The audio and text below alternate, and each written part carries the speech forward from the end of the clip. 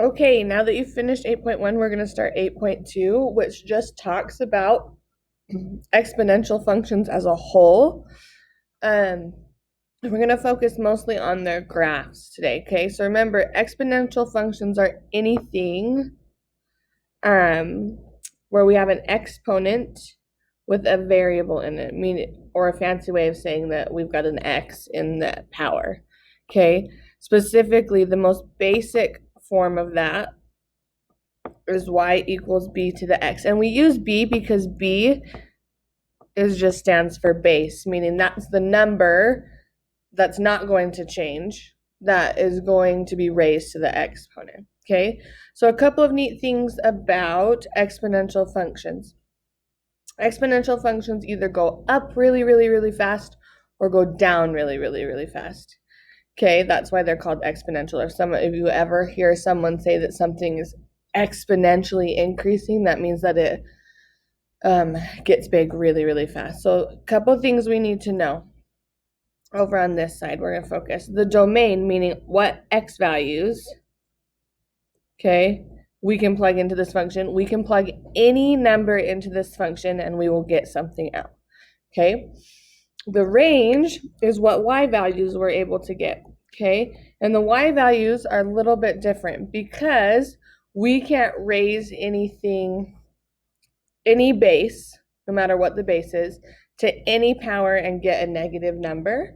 So our range is from 0 to infinity, meaning that there's an asymptote at y equals 0. That's our force field. We've talked about those before. Okay, intercept, this is our y-intercept.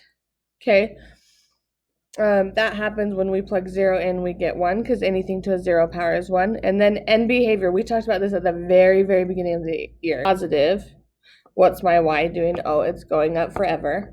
And then this says as my x gets negative, so that's the left side. As my x's go this way, what are my y's doing? They're getting really close to 0. Okay, fun features of this graph that pretty much remain the same. The domain remains the same, and the end behaviors, they all kind of remain the same except for when we change it, kind of like we change sine and cosine. So a couple things. This is the main thing you need to remember. You're going to have 3 points that you have to graph on this graph, and they all depend on what the base is. So y equals b to the x. Remember, this is the base. This is the b we're talking about. So if we had an equation y equals 3 to the x, our 3 points would be -1, 1/3, because 3 is the base, 0, 1, 1, 3. Okay, and those would be the 3 points that we graphed to graph this equation. Okay. Here's the cool thing. It is very similar to how we did graph sine and cosine. This is all the extra stuff that we can do to it. Okay, and I've written down what each part does to change it. But remember, it's the ABC order, just like sine and cosine. So if we have A is going to vertically stretch it. We're going to multiply y by A. Okay, this big B, that's the base. So that makes up our points. -1, 1 over B,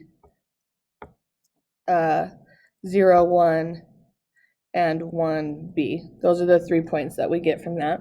Okay, this b is horizontal stretch, so we're going to divide or do the opposite, because you got to think this is kind of in parentheses. Divide the x values by b. C is the horizontal shift, so that's left or right. So you're going to do the opposite. We add if it's subtraction, and we subtract if it's addition. Okay, and then K is the vertical shift, so that's up or down. Okay, so I'm going to do an example of graphing, and this is basically kind of your whole assignment, or determining what it is. So if we have an equation, let's say we have y equals 3 times 2 to the x plus 1, let's say plus 7. Okay, the transformations that happen to this graph, we got a couple things. This guy is a vertical stretch, okay, of 3. This plus 1 is the C, so that is going to move left 1.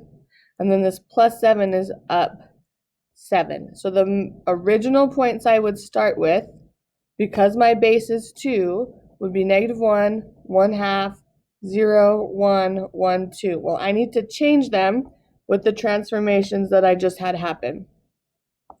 So the first thing, vertical stretch of 3, that's an A, and A says multiply y by A. So I'm going to multiply these all by 3. So my new points are 3/2, 3, and 6. Okay? Then my next one, this one is a C. C says do the opposite to X. So it says +1, I'm going to subtract 1. So -1, -1, -1. So I get -2, -1, and 0. Okay? And then the last one we have this +7, that's the K, and it says add or subtract the K from the Y values. So this one we're going to add 7.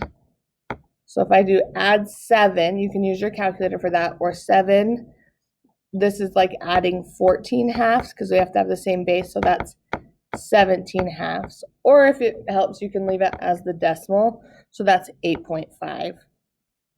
Okay, 3 plus 7 is 10, and 7 plus 6 is 13. So my final points would be -2, 8.5, -1, 10, and 0, 13. Meaning if I were to plug these x's in, that is what y value I would have spit back out to me.